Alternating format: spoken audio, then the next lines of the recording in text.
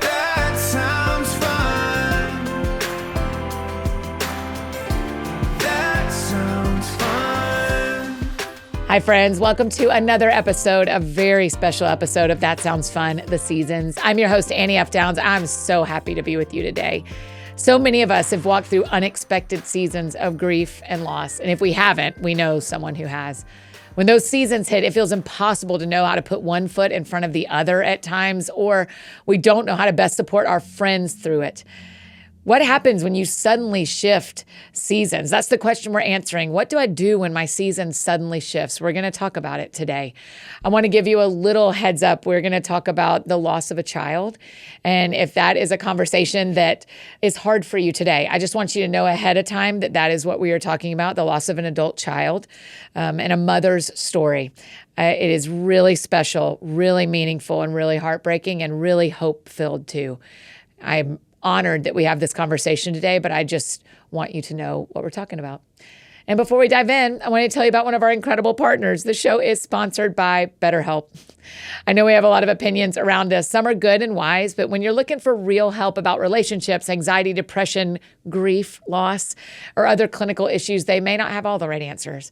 Instead, get guidance from a credentialed therapist online with BetterHelp. Your sessions with BetterHelp are done completely online, and you can pause your subscription whenever you need to. Switch therapists anytime at no extra cost. With over 30,000 therapists, BetterHelp is the world's largest online therapy platform, having served over 5 million people globally. It's convenient, too. You can join a session with a therapist at the click of a button, helping you fit therapy into your busy life. Plus, switch therapists at any time.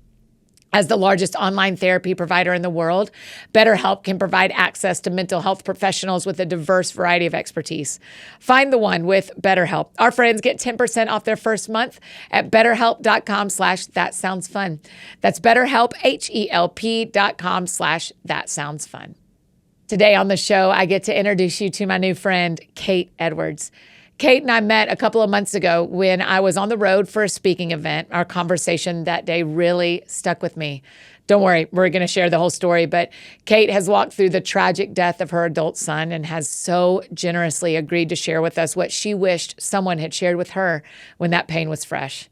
Whether you've dealt with a similar situation or you're close to someone who has, or you're navigating loss in a different area of your life, I encourage you to lean into this perspective and encouragement that Kate shares with us about what it looks like to honor and grieve and keep living and keep loving, even when we don't think we have it in us.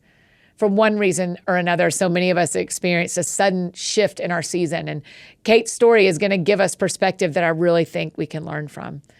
So if you're following along in your TSF Seasons guidebook, get those note-taking pages ready. We're on page 92. But take note of that again, because we've moved the date of this episode. So the question you're journaling through, what do I do when my season suddenly shifts, is on page 92.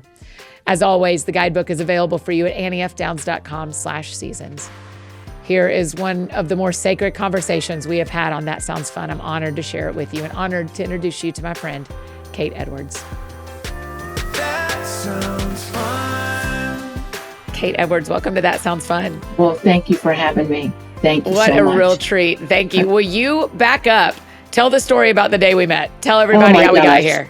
So first of all, it was a conference at my church, and it was the Joy Conference. And I said, I looked and I didn't know one of the speakers, but I knew two of them. One of which was you. And I had seen you in an interview with Maddie Jackson. Yes. I didn't actually see you. I lied just then. I heard you. I listened to podcasts on my way to work. And I bought your book, 100 Days to Break. And I read it, and I ordered it, and it came signed. And I said, oh, this is really cool. It came signed. I didn't ask for that. And it's like a leather feeling, and I loved it. And then I saw your name on this conference, and I'm like, I'm going there. I'm going to have her sign it to me because it's meant so much.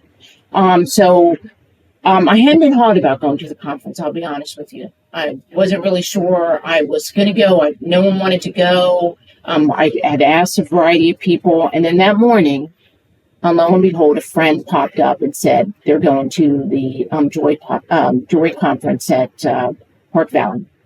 And I grabbed that book and I met my friends and I listened to the speakers and I cried in the audience. And I said, hey, Nat, will you stand in line with me? Because I'm not that brave.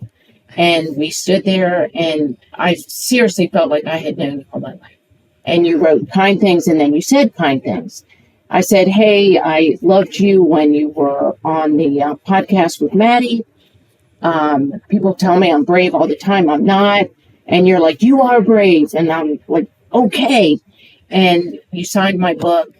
And then I said, hey, listen, when you get back to Nashville, I want you to talk to Maddie Jackson.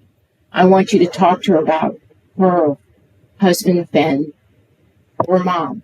Because it's one thing to hear about her story, but I would love to hear about how Ben's mom's doing. And then you turn to me and you go, that could be a podcast. And I'm like, what? Mm-hmm. And then you said, contact me when you have a minute. So my friend was like, well, because the other thing you said to me, Kate, I'm going to interrupt you because the other thing you said to me is no one is telling the story of the mother who's lost a son. That's true. And I said, well, that's a podcast episode.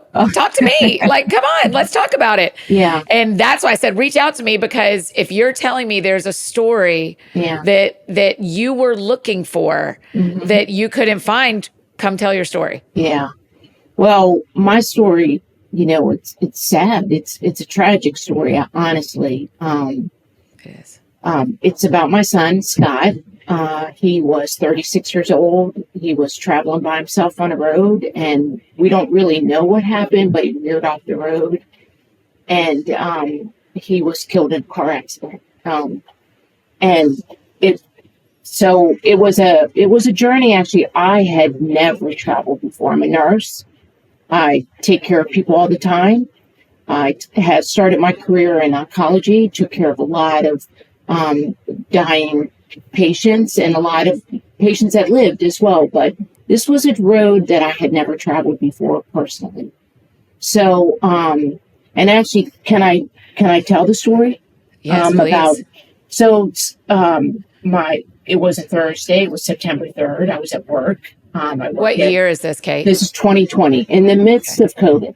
Yes. So my husband calls me and he says, hey, Kate, Scotty's been in a car accident. I think they're bringing him to your hospital. And I'm like, our Scott has been in multiple situations where it's like, okay, now what?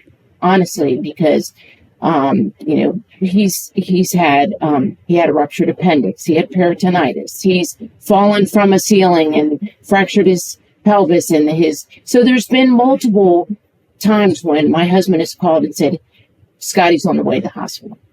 So honestly, I didn't really think anything tragic. And I had looked on the census board and there was no Scott Edwards. So I said, well, Scott, isn't here. And so Dwayne said, let me check with the police. And they said, yeah, we've sent him to Haymarket Medical Center. Well, what they did do was they had sent Scott's ID to another hospital. And Scotty came into my hospital as a John Doe. And I was one flight above him. I was in my recovery room, and the emergency room and the trauma room is directly below me. Scotty came into our hospital alive and didn't make it. The saddest part of the story is when I arrived and I came around the corner, people were beginning to figure out who that young man was. And so I came around the corner and there were 5 nurses looking at a computer screen. And when I came around the corner, everybody stopped. So I didn't really pick up on it. It's emergency room. I don't know what's going on. And one of the nurses on the other side of the desk stood up, and I knew him, and he said, oh, hey, Kate, let me take you to where your son is. And so I'm like, okay. And so we go into the trauma room, and I walk in to my son. He was dead. It looked like they had worked on him. There was crash cart, monitor was off, lots of medical equipment that I was familiar with. And I stood there all by myself. Like I thought I was in, another environment. I mean, it was just like I couldn't wrap my head around it, and I was alone. And so, my head is swirling. I really don't understand what I'm even looking at that point, other than my board. And so lots of people were, coming at me. Who can I call? And I honestly only wanted my husband. I wanted my husband, my daughter, and my family. I'm from a huge family. I have 7 brothers, 3 sisters, and I was there all by myself. So it was the most tragic event I had ever been involved in. And so anyway, I stood there by myself, and people were coming down, and, not family members had heard, things had trickled through the hospital, and it was almost overwhelming. But honestly, all I wanted was my Dwayne and to be with our son. So I missed the opportunity, honestly, to be there with him, because as he no longer was here. But we prayed, and Dwayne got there, and lots of things happened, but it was... How long were you by yourself, Kate? How long until Dwayne got there? I felt like it was hours, but it was probably about 20 minutes, I think.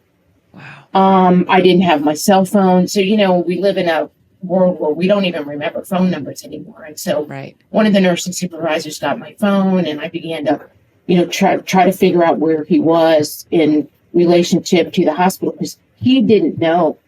I didn't know I was walking into my son no longer with us. And so I wanted to prepare him, but I didn't want to prepare him too. I wanted him to get to the hospital safely. Yes. And so the nursing supervisor got my phone, and I began to call people, and I honestly, my head just was swirling. And so, and then, really no one came and talked to us. That was another tragic thing, because we got bombarded with people from the hospital that the physician never even talked to us.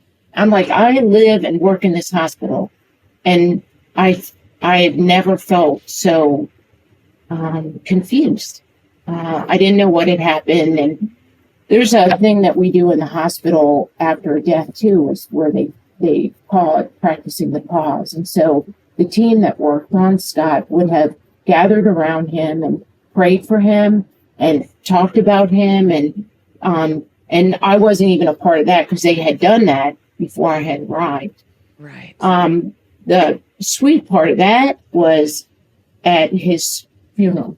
We were at the church, and one of the respiratory therapists, who I love her, came up to me and she said, "Kate, I didn't know that was your son."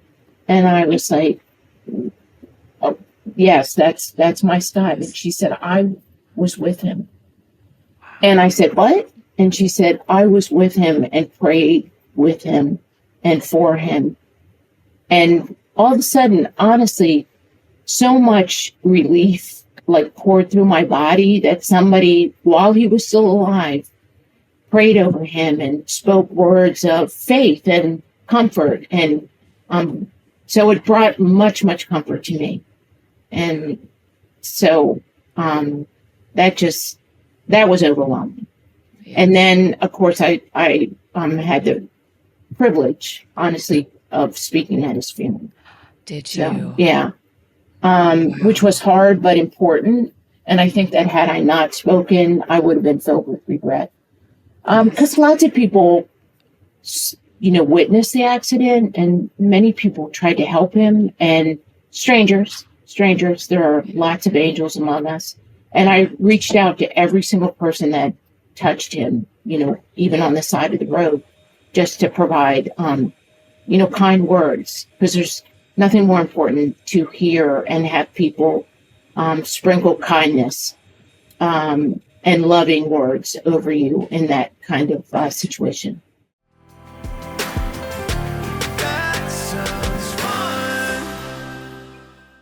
Hey friends, just interrupting this conversation to tell you about one of our incredible partners. Y'all know I've got my morning routine down with AG1 and I tell you about it all the time.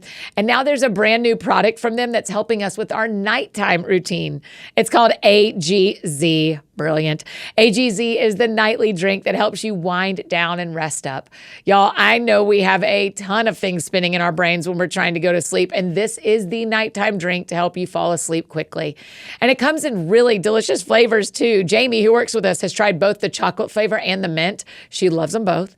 And AGZ is a melatonin-free formula with clinically studied herbs, adaptogens, and minerals. There are no artificial flavors, artificial sweeteners, or added sugar. It's made up of clinically tested forms of magnesium, which has been shown to improve sleep quality and support cognitive function.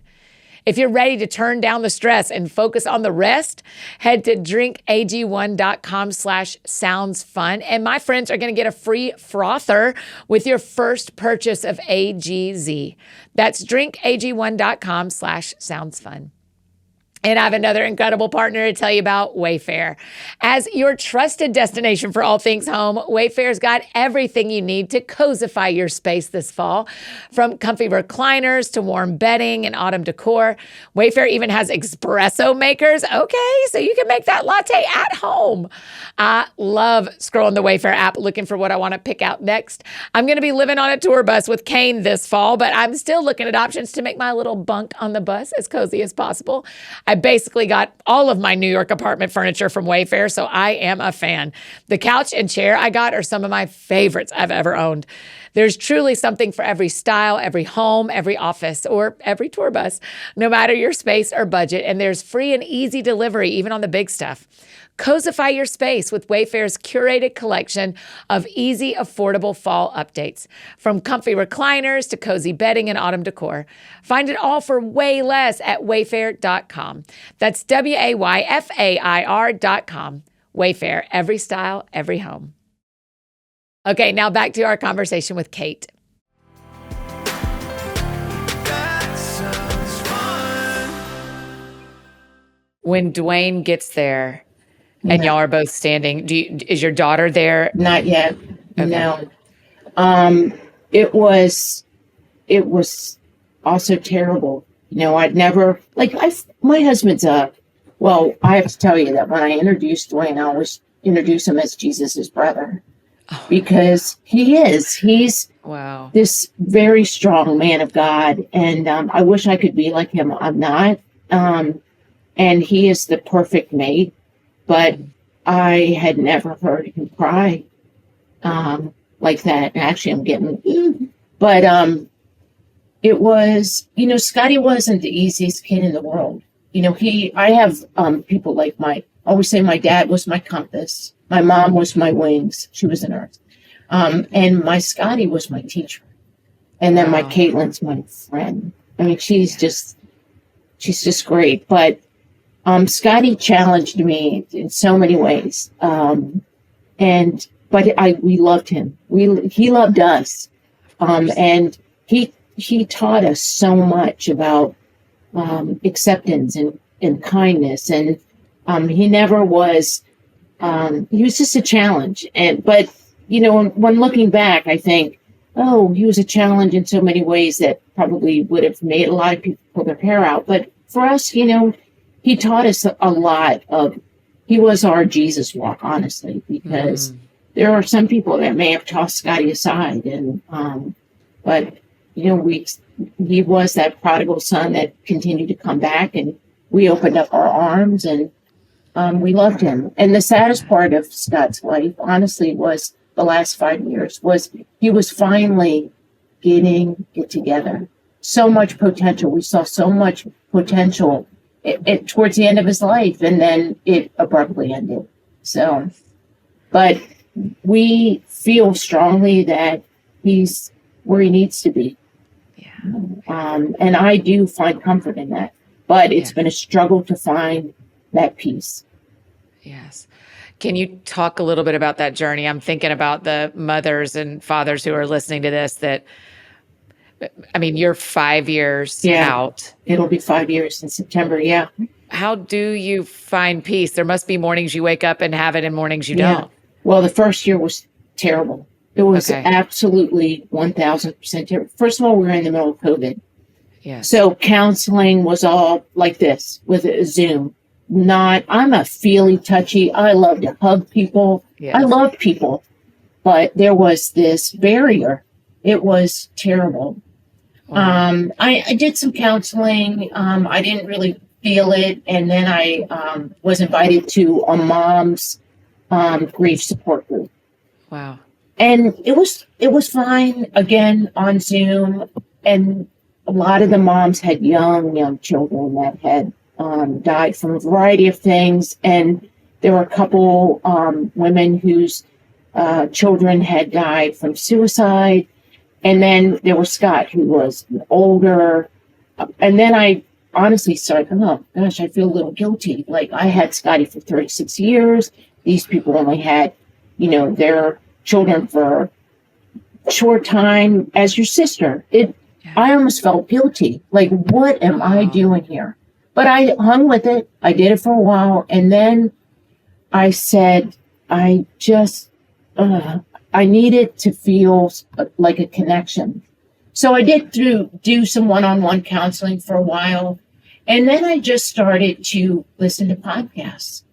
And honestly, I started to listen to, I don't know if like the exact time I connected with Maddie Jackson's podcast, but I had read her book. And her book was, it meant so much to me. I wish, honestly, I could speak and write like you and Maddie write and talk, because you say things I feel, but I can't articulate it. And so I started listening to a variety of podcasts. Enjoy. I say a bunch, but I don't even remember. But I think you were on her first interview. Yeah. And I felt like the words that you spoke over me personally helped. And so I began to delve into some of her book. Well, her book. Yeah. I actually use her book, Lemons on Friday, as a sympathy card. Really? That's what you've started giving to families? I don't send out cards anymore. I send out the book. Wow. And I unfortunately have had several friends who have had young children, not as young as, toddler, but teenagers. And I feel like this book is so filled with grace and love and mercy and story and redemption and hope. Hope is the biggest thing, honestly. Yes. And so I read that, and those books have helped me. Yeah. But then I started to again feel like I'm still missing something. I still feel like I'm on this journey of, I don't want to be sad all the time. And actually, going back to that first year, Christmas came and went. I didn't put up a Christmas tree. I didn't put up Christmas lights. Wow. I didn't feel, I felt so sad. I could not gather up the energy to go down and grab my things out of storage to hang a stocking. So a lot of my friends, they tried. They were like, let me do it for you. And I'm like, no, let me not have Christmas this year. We had Christmas. We certainly enjoyed our celebration. And I do know the reason why we celebrate Christmas. Oh, sure. But Okay, yes. I could not bring myself to do it. So how did you give yourself permission to do that, Kate? Because I would imagine there are some women who say, I've got to push through. No, I've got to push through. How do you teach us how to give ourselves permission to grieve in ways that may disappoint other people or that may disappoint us? Well, I probably disappointed a lot of people because a lot of people wanted to take my house over and put it up. And I pretty much barred the door and I said, no, I don't know how I gave myself permission. Actually, no one's ever asked me that question, and I'll say what everybody else does. That's a really good question. I don't know. I just said I could not go down there. I just couldn't. And actually, the worst part after Scott's death was cleaning out his apartment. That had to have been the hardest day of my life. I was pacing and pacing. I didn't want to talk. I actually felt sick. I really honor my children, honored their privacy. And, I never even asked them. I don't ask them about, like, who are you dating? Well, like, their privacy is their privacy. If they want to share stuff with me, I am open. Tell me about your friends. Tell me about your life. I will not open a drawer that hasn't been, I will not do that. Yeah. So my sisters were with me. My nephews were with me to, kind of gather around me. My husband had some other things that he was going to do for Scott. So he asked me if it was okay if he didn't. And I said, absolutely. Because honestly, I didn't think I was going to be able to do it. Yes. So we get to his apartment and we go in, and I literally had a meltdown. I thought, I'm going to breach everything that I ever said that I would never do, and that's invade their privacy, his privacy. But Annie, going in there, I've never been so proud of my boy in my life. There wasn't a creepy magazine. There wasn't a terrible anything. His bathroom was spotless, still smelled like bleach. The kids always, I had these huge, they were horse buckets, and I would put both of them in their rooms when they were little, one for whites and one for color. Whites were in one, colors were in the other. Yeah. Not enough laundry to, like, say, oh, he hasn't done laundry in 3 years. Yeah. Just a week. Nothing under his bed. His drawers were clean. Cleaning out his stuff. He was a gamer too, so he had, like, expensive gaming equipment that I was, very thankful to, give to other people. Clothes I gave to other people, but next to his bed was a Max Lucado or a Lucado, book. There was a picture of my dad next to his bed. Wow. There was a picture of his first doll. I mean, like, he was a baseball, football crazy. There was a lot of sports memorabilia throughout his room, but not one thing that said, I'm not proud of you. Not one creepy, nothing. It was spotless. And I said to Dwayne, well done. Well done. You did a great job. Yes. Because he certainly didn't expect that day to, lose his life, and that there would be somebody fumbling through his belongings. Yeah. And the whole time I'm like, I'm sorry, Scott, I'm opening up your door. It was necessary. We cleaned his life, and we packed it away, and we took it down to our basement. And that was part of the thing, sometimes going down there, it's hard. It's very hard to go and, kind of sift through what's there. And then, removing his clothes. My son was a big guy. He was 6'5". He weighed 270. I certainly, there's not a lot of 6'5", 270 guys around that wear stuff, but we donated. His clothes were perfectly fine. We donated his things. We donated his furniture. His gaming equipment went to a nephew who didn't want to take it. He said, this stuff's way too good. And I was happy to do it, because every time he uses it, he's thankful. He thinks about Scott, and who wouldn't want that? Yes.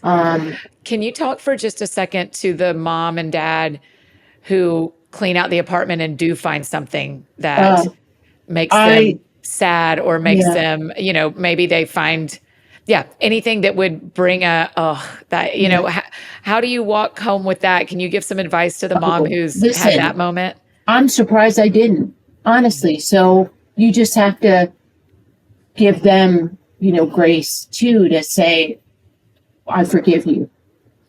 I'm just thankful I didn't have to, trust me, I've forgiven Scott for a lot of things in his life. A lot of stuff. Like, actually, he was in this program. He was like 2 classes from finishing, and he dropped out of it. So I thought, he's got to be flunking, right? So go down to the basement, and there was this box that's at school, and it's Scotty's handwriting. Scotty wasn't flunking. There wasn't anything less than a 90%. So I didn't know whether or not to be mad or glad, or because I had to say, because the whole time I'm thinking he's flunking out. He's not successful. He just decided, I don't want to do this. Yeah. So in that moment, almost the same, I had to say, I forgive you, Scott, but what were you thinking? I didn't know really, but had I found something that was questionable, honestly, I still would say to Scott, I honor your life. Yeah. I forgive you for that episode. But to me, he was the quietest soul. Like when people came up to me after the funeral, they said, I've never met a gentler giant. He was quiet. He completely opposite of me. He was very much like his dad and his pop-ups, both of his pop-ups. And my dad was pop-up and Dwayne's dad was pop-up. And we just lost Dwayne's dad. So now I'm hopeful that the first person Pop saw was my Scott. Because, well, that's another story. But anyway, so if they had found something, forgiveness is huge. It's just, our kids aren't perfect in spite of social media. Reality exists. Scotty was just like I can't even describe him. He was just a gentle, sweet soul. If you said, hey, Scotty, I love you, he wouldn't immediately he'd say, I love you too. And so I didn't question whether or not he loved us because I know he did. And cleaning out stuff even. I never throw away Mother's Day cards. Yeah. So those are I still keep them on my dresser because they remind me that I did okay as a mom. Yes. I wasn't perfect, yes. But I did okay. But I was watching a movie recently, The Hidden Life, and it's about it's a World War II flick, but there was a poem towards the end of it that talked about that the world really we're all ordinary, and that we're not famous, and we contribute to society in very quiet, meaningful ways. And so that poem jolted me because I thought, that's Scott, because wow. You want people to remember him, but as a mom, that's my job. That's my job to make sure that people remember Scott, because he's my DNA. I lost part of my DNA too, and that he was a very important part of my life. Sundays are still to this day. I saw him every Sunday, every single Sunday, and so my Sundays are there's an emptying. There's a piece of my Sundays that are missing. And it's him. Yeah. So, but we talk about him. Yeah. And you're honoring him today. We're getting to know him really well in front of tens of thousands of people today, Kate. I just want to, if I could, just show you Scott. You see him? Oh, there's look at him. How friendly. He looks so fun. He I don't know about fun. If he had a funny laugh, he really was just a very quiet, he was very thoughtful. Very much he's super smart. I wish he'd been on Jeopardy because at home he was killing it, but wasn't meant to be. I'm thinking of the friends who are sending this to a friend today who have just lost a child in the last year. Mm-hmm. Will you talk a little more about what that first year, every day is the first day? This is the every first day. Christmas, this is the first Thanksgiving, this is the first birthday, first. Yeah. I will tell you that because it was first Christmas, I told you. New Year's, terrible. Well, he died on September 3rd. His birthday was October 16th. Okay.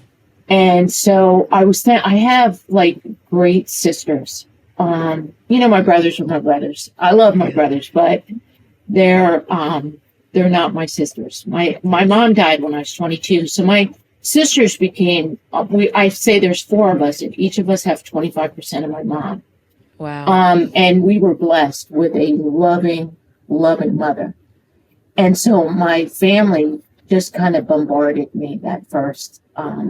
We had Scotty's favorite dinner. We did chicken tacos, and people came to our home. And my sister had made me a quilt, and it was I'm a runner, and she cut up like 1,000 of my shirts. Seriously, I think there were 100 shirts, and she made me a quilt. And but his first birthday, it was that I honestly wanted to just hide in my closet. I didn't even want to come out. So I was very thankful for everyone that talked about Scott and thought about Scott and enjoyed Hot Scott and celebrated Scott and loved the dinner that we had made. And then Christmas came, and then New Year's, and as you approach like that anniversary of his death, I thought, ugh. I mean, it honestly, inside it made me sick. I thought, I honestly didn't think I was going to make it through. I really didn't. And every day you're counting day 1, day 2, day 3. And I know I count because it's been like 1,800 days plus. They just tick. It's like Peter Pan with the alligator. It just ticks. Time ticks. Yeah. So, we're approaching the day, and as a runner, there was an event in Delaplane, which is a little bit west of where I live right now. It's beautiful, wine country, not an easy run because you're going up hills. And I reached out to my nephew, who has been a gift to me since, well, he's always been a gift to me, but more so even since my Scotty left me. And so I reached out to my nephew, Sean, and said, hey, Shawnee Bear, there's a race on September 3rd in Delaplane, where his father-in-law lives. And I said, would you run it with me? I think it's already going to be a hard day. Let's just torture ourselves and be together and run this race.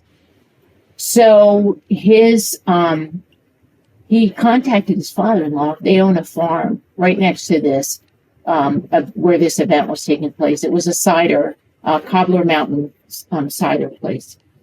So he reached out to me, Frank, said, and he always calls me Mary Kate. And he goes, Mary Kate, I understand that you're going to run this race and that it's going to be a hard day for you. Can I open my home up to your family so we can celebrate? And I was like, what? I literally lost my mind. I was like, oh, yes. So Sean and I ran this race. It was hard. It was so hard. And then we gathered as a family at the farm of the Shukases. And they cooked and treated us and talked about Scott. They didn't know Scott. They didn't know him. But they celebrated him. So every year we run this race now.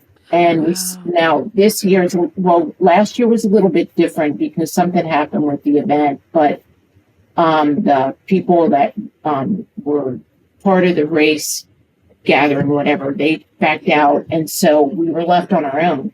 So I contacted the Cobbler Mountain people and said, hey, it's a non-sanctioned race. Can we use your property? And people there were like, oh my gosh, we're going out of town. Let me see what we can do. So the person that was watching their house opened up the cider place for just my family, opened it up, let us run our race, let us celebrate in their place. And then she actually ended up, because people saw cars there, people came and she stayed there all day. But and then this year, this will be, obviously it'll be the 5th year. Yes. My friends have heard about it. And now my friend, we made T-shirts this year. And wow. I did medals. And the Shukases have a big pond. And so I said, Scotty loved to fish. So we're going to have a catch and release. And I ordered trophies. And we're going to celebrate Scott's life. Yeah. Because that's what moms do. We celebrate our kids. And I don't want to, not talk about my Caitlin. Because she's been a gift that I don't know where I'd be without her. She loved her brother, but they're 7 years apart. It was like having 2 only children. Sure. But that was the saddest part too. When Scott died, they were just jiving. They were just becoming friends. They were just. Caitlin's younger? Yes, she is. She's 35. All my cool people are on fives this year. You turned 45. Caitlin turned 35. I'll be 65 this year. Okay. And so, all my friends are, and I have decade friends. I have, so we're all going to celebrate. I don't even know how big this event will be this year. And each year we do something a little bit different. So I'm doing a Chicago hot dog bar, and people are bringing food, and we're just going to celebrate as family, and celebrate my Scott. Now, each year at this event, my sister Deirdre, who during COVID, she made masks. Well, she's done so much. I honestly, she does so much in Scotty's name. Like, she would donate hand sewn masks to nursing homes, to schools, to elementary schools, all in the name of Scott Edwards.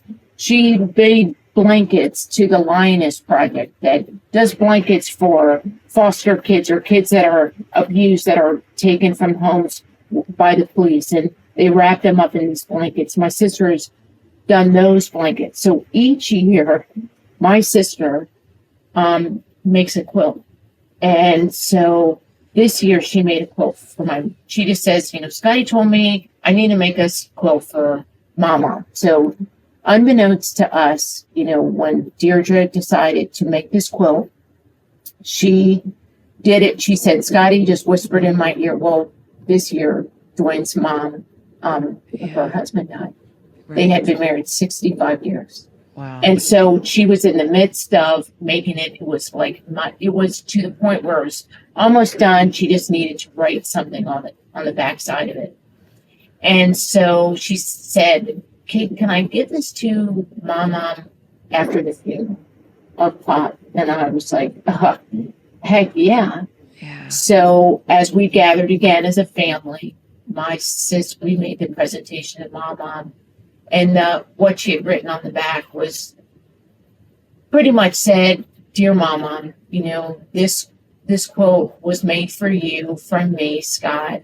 I hope that this quote wraps you in all the memories of the times that we spent in the kitchen with our jokes, talking about movies, talking about Jesus, and that that I'm here in heaven with Pop. And that's what my sister wrote on the back of that quote. Wow. But it's stunning, and she still has some more other quotes to give away. But when we do the presentation at the picnic, I hand out an adult diaper, because I said, I always tell people, you're going to poop your pants when you get this quilt. And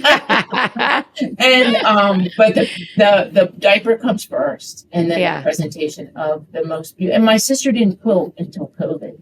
Until I said, hey, I need, because we were running out of masks. Nursing homes couldn't get them. And so my sister's always been a seamstress. Now she's like this incredible artist. Like, she freaks me out a little bit. She's just beautiful. All my sisters are, but.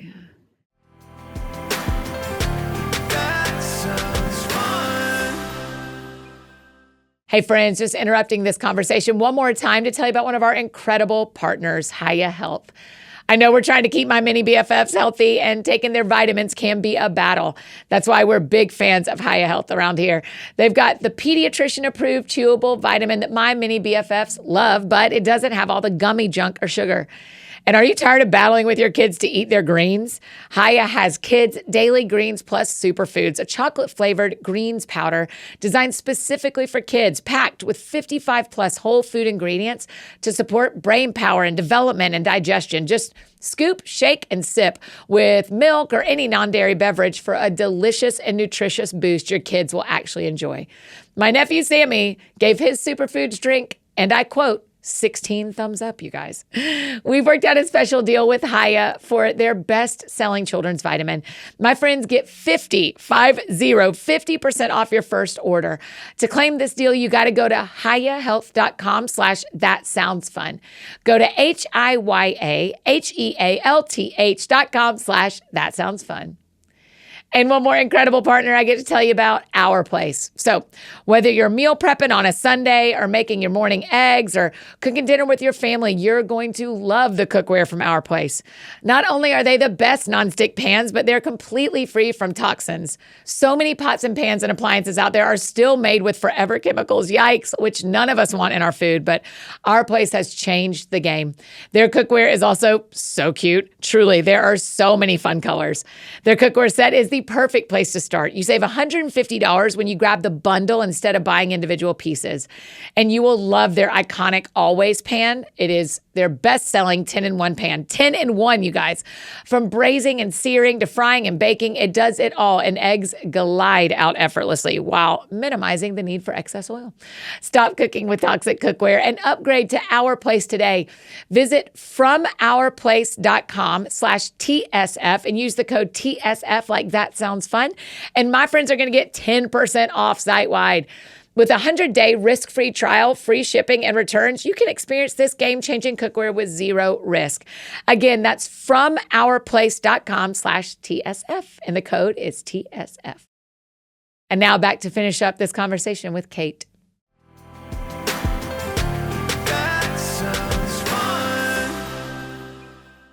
Kate, will you tell me a little bit, as you just mentioned Jesus, like, talk to the other moms and dads that are listening about how do you stay connected to God in such grief? Your story has such, it's horrible that he was in your hospital and you thought he was somewhere else. Yes. How do you stay connected to God? Yeah. Do you stay connected to God? Like, coach us a little bit on how you grieve and stay connected. Yeah. Well, honestly, I don't know what I would have done without God and Jesus. I don't know how people travel without hope. Yeah. And I'm not holier than thou. I've made a lot of mistakes in my life. But I am married to Jesus' brother. But Jesus' brother, Dwayne, he grew up with a very prayerful grandmother and his mom. And I grew up in a Catholic household, and we're two extremes. Dwayne's Assembly of God, and I was Catholic. And let me tell you, that our journey was hard. Yes. And spiritually, it was hard. But sometimes you just got to give up that white flag. And I feel more at peace with where I am with my relationship with Jesus than I ever have in my life. But in grief counseling, I did Grief Share, which is a Christian-based grief counseling session. Yes. And I went back to it because, our 5 years ticking away, and I'm thinking again, like, I started to get, And so Dwayne said, maybe you should go back to counseling. And I thought, okay, well, I'm going to do it twofold. I'm going to do it one-on-one, and I'm going to go back to group, because I want to feel what other people feel. And it was interesting because some of those people were angry with that. And honestly, I reflected and I said, I never once blamed God. I never once got angry, because I just never did. I just felt like, even in the midst of that tragedy, Dwayne feels very strongly that Scotty was taken like simultaneously. He feels like Scotty didn't suffer. He didn't have pain. He wasn't, I don't know. Honestly, if you saw Scotty in his coffin, you would have never known anything had happened. He was beautiful. He didn't have a scratch on his face. He didn't have a scratch. It was a miracle, but in that regard. But my journey, Scotty's death has brought me closer to God. And sometimes we'll pray it in the evening, and Dwayne will say, and Jesus, don't forget to tell Scotty Boyd that A, B, and C. And sometimes it kind of makes me chuckle, but then it makes me cry, because who wouldn't want to talk to the creator of the world about their kids, both living and not here? I hate to say this again, but he is, not here. And I find a lot of comfort in that, so much comfort. But the journey it's not been easy. Every day I'm on the journey. Every single day, somebody will say something to me. And there are some phrases I will never use. I can't say I'm sorry for your loss. It seems scripted. And only because, like, if you were to say to me, yeah, but Scotty wasn't married. He didn't have a will. He didn't have any dependents. And there were a lot of things that I had to do as a mom to close his life down, shut down his bank accounts, his credit cards, his phone, and when I would do that, and it wasn't easy, people would say to me, "Oh, I'm sorry for your loss." And I'm like, "Are you? Like, really, are you?" Because you saying that, it didn't mean anything to me. It began to not mean anything. Scotty's, again, 5 years out, and IRS, I'm still dealing with, he's supposed to be refunded, whatever, and it's gone back and forth. And every time I call the 1-800 IRS, the first thing out of their mouth is, "I'm sorry for your loss." And those are empty words. So, that has not been an easy journey. I had to wait a certain number of days before I could even begin the process of closing down Scott's life of finance. And I had to prove to the world that Scotty was not married, didn't have any dependents, and that nobody that, once it was an official document, public document, that no one came out of the woodwork to say, "Oh, well, right, I'm his daughter," or "I'm his wife," right? Which we knew there wasn't, but we had to do what was required of us, and I chose to do that. So I've been his, I guess, his estate closer, so to speak. And that was a difficult journey. Like, I can't imagine, how that would have been. It would have been his wife's responsibility if he were married. But it's not an easy journey when you're a young person. So I want to really honor that. When we met a few months ago, you said, I needed someone to tell me their story. Yeah. So finish us here. Like, what else do you want to say? Like, what did you need to hear? Like, the floor is yours, Kate. Like, tell our friends listening what's on your heart, what you needed in those days. I was pretty lucky. I had, and I still have, really, really good friends. They say, really, if you can count your really good friends on one hand, 5 fingers, you're very lucky. Well, I'm more than lucky. I'm blessed. I've been a nurse for 43 years. I've been married 43 years. I have really kind of a solid foundation of people I work with. I've been in this hospital for 32 years. Wow. So my journey has been surrounded by a lot of good people, but the journey is really, it belonged to me. And I traveled it without a map. I didn't have anything to navigate. And every day I learned something. But part of what I wanted to hear, I think, from Maddie was, how's her mom? How's Ben's mom? How was she? Because this had to have been just as tragic.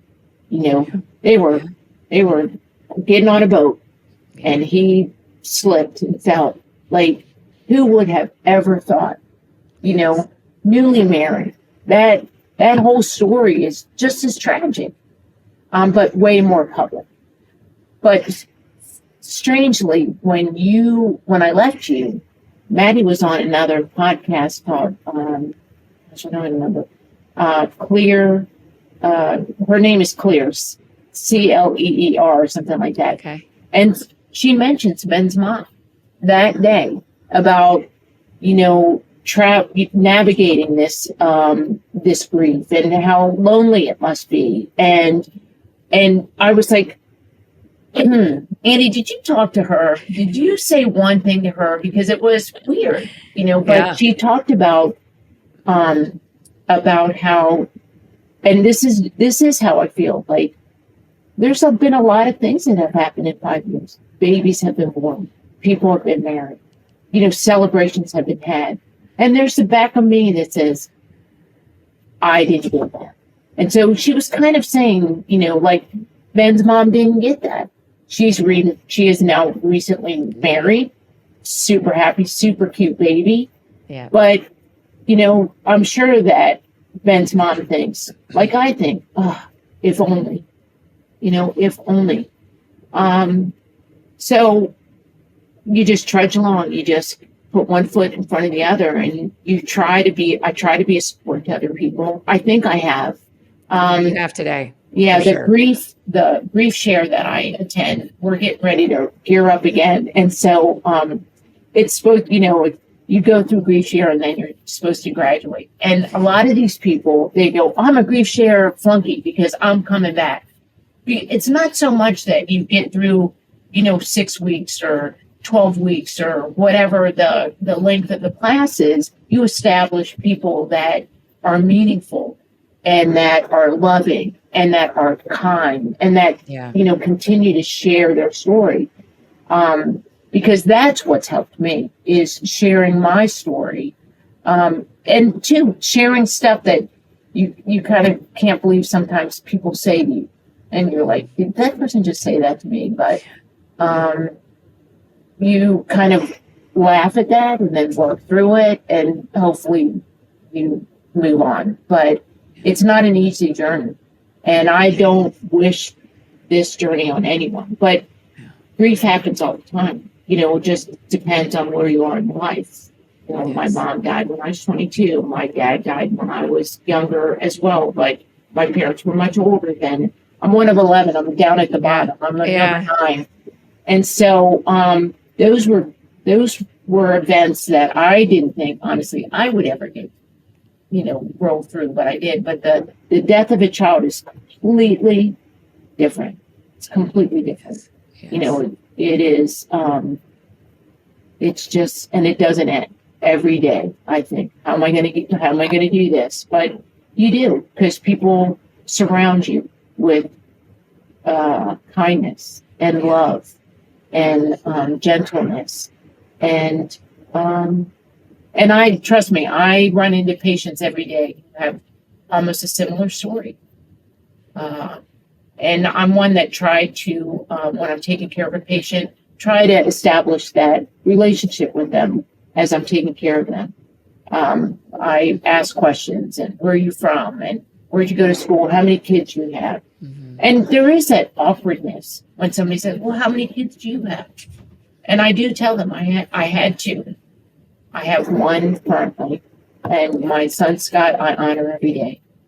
And so I try to incorporate his life into this life. Yeah. Well, I'm glad we get to honor him today on That Sounds Fun, and honor you, Kate, for your courage, for your willingness to do this, and for Dwayne and Caitlin, and just the way your family is available to let you share this story today and share about Scott. And I don't know. I hope you'll see it in the comments. I don't know that you will ever know how much this mattered. Oh, well, thank you. What you've offered today is a sacrifice. Yeah, well, thank you. That will bless so many. So thank you so much for doing this. I hope so.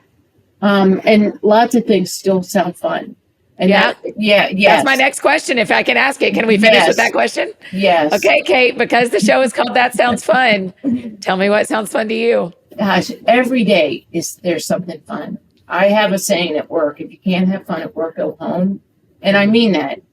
You know, a third of our lives, honestly, are at work.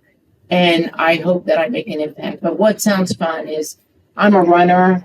I'm going to run my last race this year. I'm doing Marine Corps. It's the 50th anniversary. I think the time limit is 7 hours. I'm a 10-minute miler all day long, but I've been slowing down. So I hope I can get over the bridge before they cut me off. I have a great group of running friends that I consider sisters and brothers more than I consider just, running pals. They are part of who I am. And so it is painful to run, but it is enjoyable, and it is fun. Yeah. Do you run? I jog at best. Well, jog. Yeah, Yes, I'm an old lady. I love, especially in New York, I love running at Central Park and at Riverside Park. Well, I have done the New York Marathon 3 times. Oh my gosh, it's so long. Well done. Yeah. And I have done the Abbott Dash, which runs through Central Park. Yeah. And I love that you're in New York part of the time. I love cities. My husband is a country boy. Yeah. And if he could have 100 acres, he would. I'm originally from Philadelphia. He does not do city life, but I enjoy it. So that sounds like fun too. There you go. Yeah. Thank you for doing this today, Kate. Well, thank you for having me, honestly. What a gift. What a gift. Oh, friends, isn't she amazing? What a beautiful story. What a heartbreaking story, but what an honor she would trust us with it. When someone says to me, this is the story I wish someone would tell, and we have space for that, we do it. And I'm honored that she made space in her life and in her story, and that her husband and daughter allowed us to hear this story. So thank you to the entire Edwards family for sharing that with us. If you would like to thank Kate for this, you can head over to That Sounds Fun podcast on Instagram and give your thoughts there. And that is the best way for you to communicate with her if you would like to. If you enjoyed this episode, I think you'd also love episode 952 with Lindsay Sherbandi from Lindsay Letters, or episode 986 with Craig Thompson. As this year has gone on, those are the other 2 episodes where we've brought in a friend who is sitting in the middle of a story in that season. And so I think both would be really helpful for you if Kate's story was helpful for you today. If you have any questions from this episode, drop them in the Q&A box on your Spotify app if you're a Spotify listener like me. Or you can send them to us on Instagram at That Sounds Fun Podcast. We'll try to answer them there. If you need anything else from me, I'm embarrassingly easy to find. Annie F. Downs on Instagram, Twitter, Facebook, TikTok. Anywhere you need me, that's where you can find me. I think that's it for me today, friends. Go out or stay home and do something that sounds fun to you, and I will do the same. Today, what sounds fun to me? I think I'm going to go on a little jog in honor of Kate, in honor of Scott, in honor of this story. Today, I'm going to go on a little jog today. Y'all have a great week. We'll see you back here on Monday. We're talking all things season shifting, getting ready for the work of the next season, and organizing with one of my BFFs and yours, Emily Lay. We'll see y'all next week. That sounds fun. That sounds fun. Oh, that sounds fun. Check 1, 2 on the microphone. Annie F. Downs in your car to your home. Every week it's something new. A deep talk or an interview. She'll make you laugh, she'll make you cry. When it's dark out, she's a light. When you're down, get you feeling right. Oh man, that sounds fun. That sounds fun. That sounds fun. Oh, that sounds fun.